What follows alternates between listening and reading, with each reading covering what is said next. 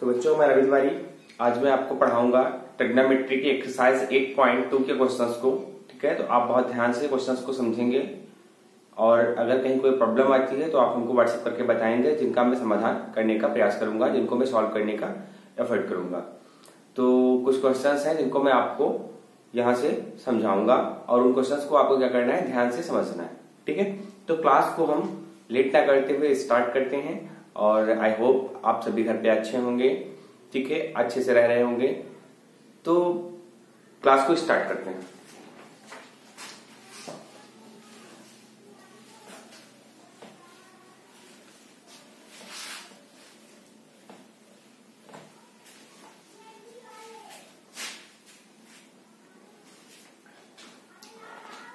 तो ये है आपका क्वेश्चन नंबर 4, 3rd तक बताया था हमने।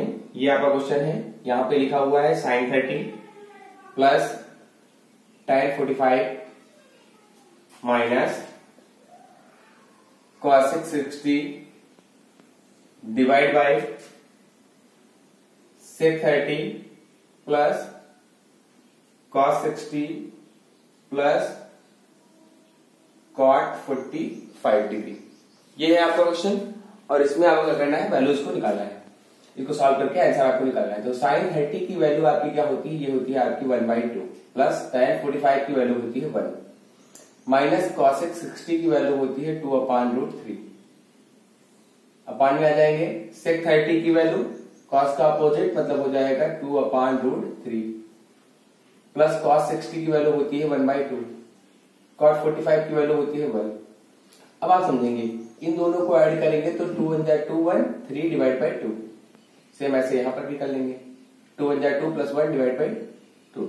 ये हो जाएगा आपका 3/2 माइनस 2/√3। अपान में आ जाएंगे, यहां पर है 2/√3 और यहां आ जाएगा प्लस का 3/2। अब आपको करना क्या है, नेक्स्ट स्टेप में आपको लेना होता है एलसीएम। क्या लेना है आपको, नेक्स्ट स्टेप में आपको लेना है एलसीएम।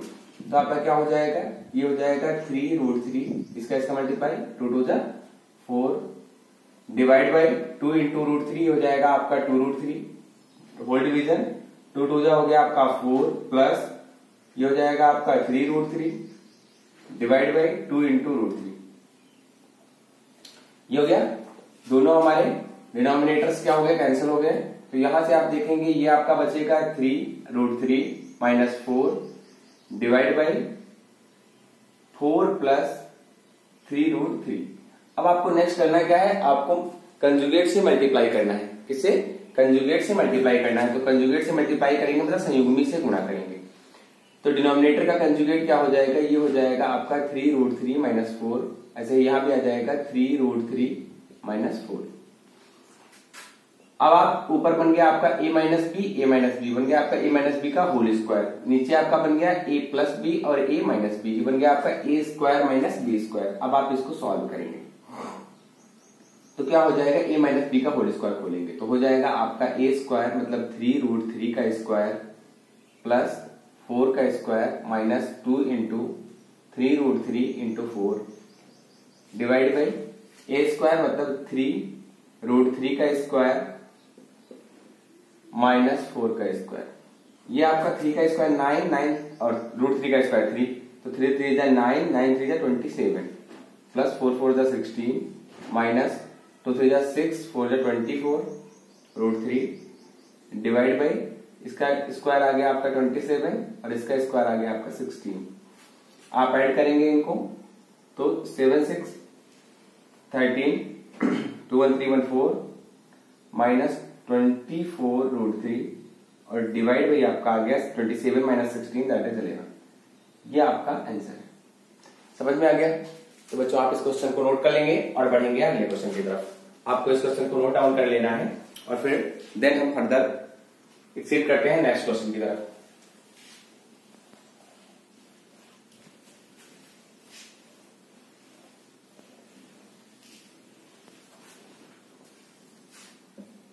आप देखेंगे इसका क्वेश्चन नंबर 5।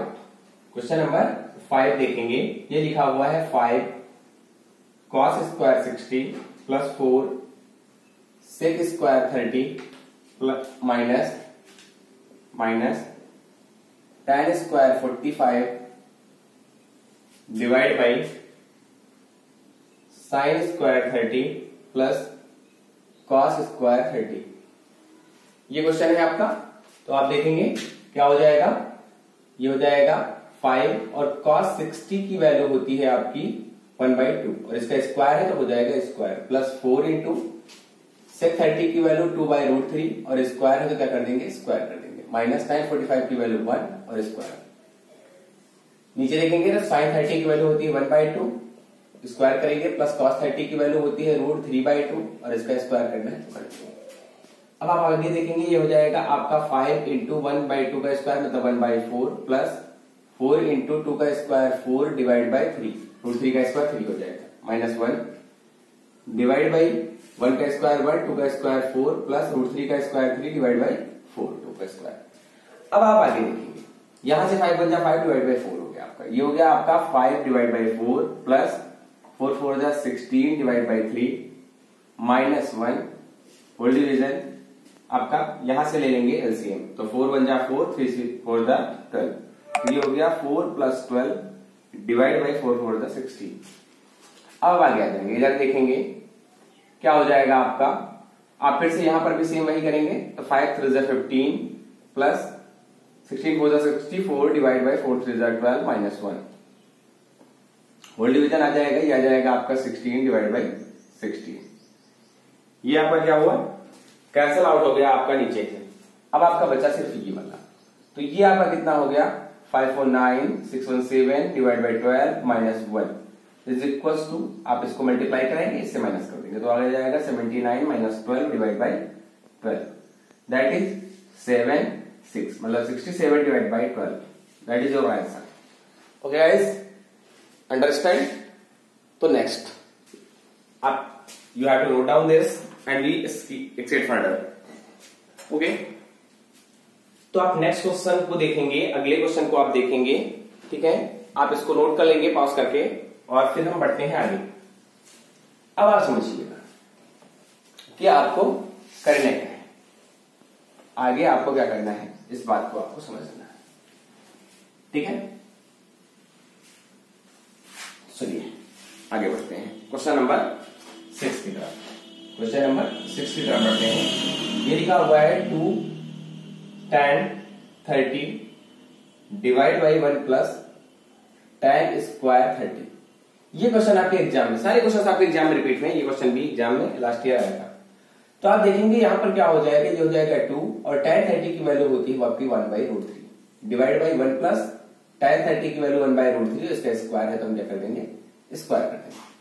ये 2 1 जा 2 डिवाइड बाई √3 तो आ जाएगा आपका 2/√3 और नीचे आ जाएंगे आप हो जाएगा 1 प्लस 1/3, 3 1 जा 3 प्लस 1 इज इक्वल टू 4 हो जाएगा, ये हो जाएगा 2/√3 और नीचे आ जाएगा आपका 4/3। अब आप देखो, सॉरी 3 1 जा 3 1 4, हाँ राइट, तो ये आपका हो गया, ये चला जाएगा सबसे ऊपर और ये चला जाएगा इसके साथ, तो देन यहां से आपका आ क्या जाएगा, ये आ जाएगा 2 × 3 डिवाइड बाई 4√3। नेक्स्ट आपको फर्दर समझना है क्या है, 2 1 जा 2 2 2 जा 4, तो here this is 3, we can write this as √3 into √3 divide by 2 into √3। we have to rationalize denominator, हमें हर का परमीकरण करना होता है और यहां से हमारा √3 और √3 क्या हो जाएगा, कैंसिल हो जाएगा और आपकी वैल्यू क्या आ जाएगी, √3/2।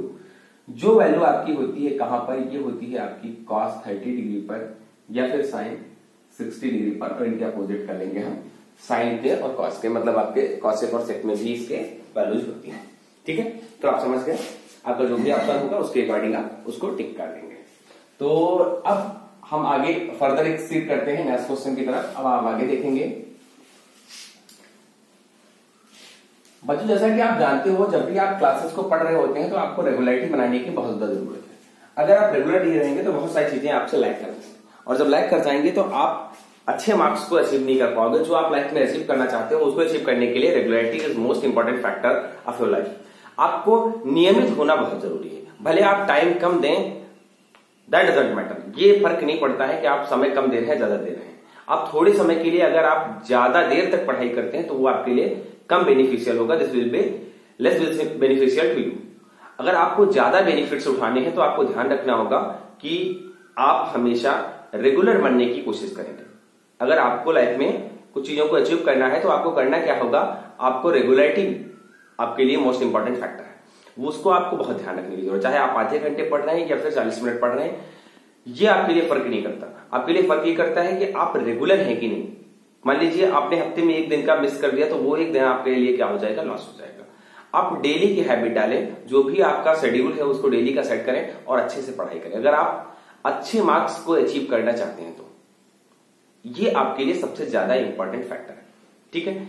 मेरे अकॉर्डिंग जहां तक मेरा एक्सपीरियंस कहता है, तो वो यही कहता है कि जो बच्चा लाइफ में और अपने बोर्ड एग्जाम्स के लिए या फिर किसी भी एग्जाम्स के लिए रेगुलर मेहनत करता है, वही लाइफ में अच्छी चीजों को अचीव कर पाता है। जो वो चाहता है वो उसे अचीव होता है। अदरवाइज मेहनत तो बहुत सारे लोग करते हैं और बहुत सारे लोगों को बहुत सारी चीजें अचीव नहीं हो पाती हैं, बहुत कुछ अचीव नहीं कर पाते हैं, ठीक है। तो आप समझेंगे। अब आपका नेक्स्ट क्वेश्चन जो है आप उसको समझिएगा। आपको बस सिर्फ एक चीज का ध्यान रखना है कि आप जब भी पढ़ाई करें तो आप रेगुलर करें, चाहे आधे घंटे करें या 40 मिनट करें या 2 घंटे करें या 4 घंटे करें। बहुत ज्यादा एक दिन में पढ़ाई करने की हैबिट नहीं डालेंगे।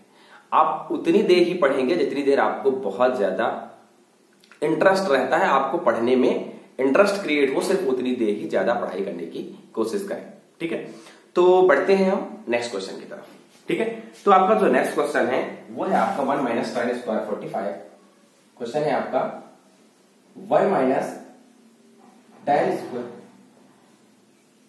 Upon 1 plus tan square 45।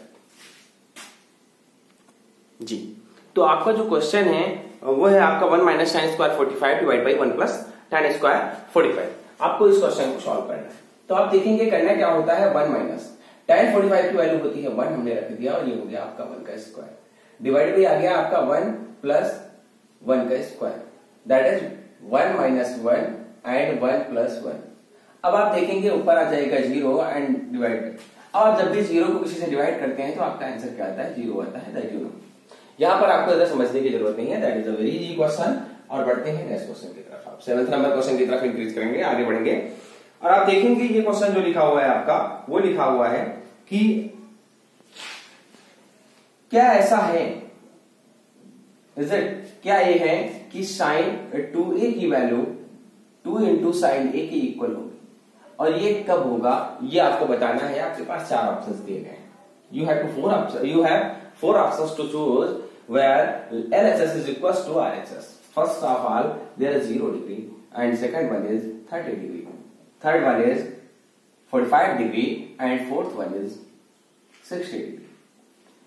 You have to observe this question and verify the options. आपको करना क्या है कि यहाँ पर क्वेश्चन को समझना है और इसके ऑप्शन से इसको वेरीफाई करना है, चेक करना है कि आप जो क्वेश्चन को करने जा रहे हैं कौन से ऑप्शन से आपका क्वेश्चन मैच करता है।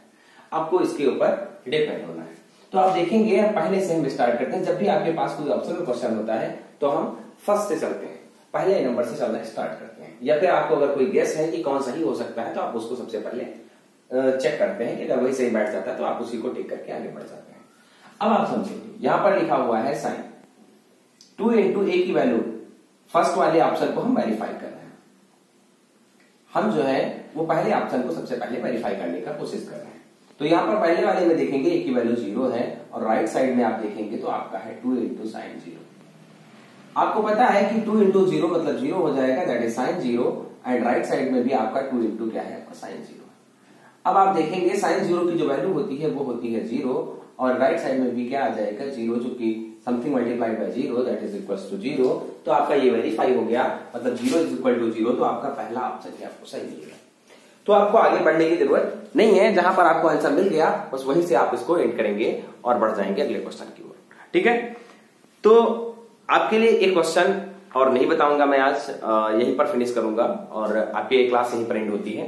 तो thank you very much for watching my this video, and you need to go further. If you need to go further, then continue with me. Please continue with me and watch all videos every time and and attend classes by which you can gain 90% plus marks in your board examination. Especially UP board and CBSE board students, you have to be aware about your future and about your classes. Okay, so thank you very much. We meet to you.